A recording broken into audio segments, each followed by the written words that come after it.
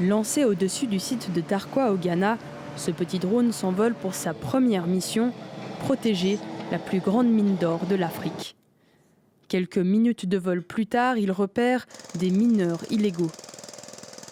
Les drones comme celui-ci sont spécialement conçus pour lutter contre les orpailleurs clandestins. Le drone est un moyen plus rapide. Il suffit de quelques minutes pour faire voler un drone au-dessus de l'ensemble de la concession.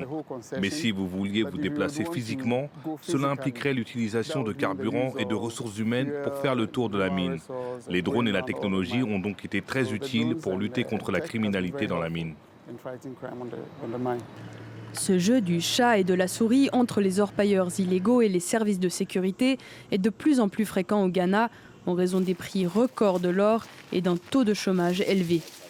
Mais grâce à cette dernière innovation, les équipes de surveillance peuvent se rendre sur place rapidement. Cette fois-ci, le lieu est déserté à l'arrivée de la police. Il ne reste plus qu'à confisquer le matériel restant. La mine de Tarkwa dépense plus d'1 demi-million de dollars par an en matériel de surveillance. Mais cela n'empêche pas de fréquentes incursions. Lorsqu'il n'y avait pas de drone d'observation ou d'IA, on se contentait du bouche à oreille. Les gens vous disaient « Oh, il y a de l'exploitation minière illégale ici ». Et quand la police arrivait sur place, il n'y avait plus personne.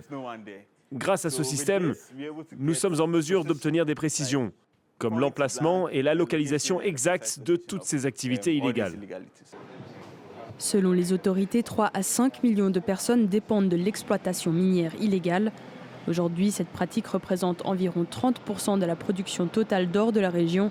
On estime à 2 milliards de dollars les pertes annuelles en taxes, l'or quittant le pays clandestinement.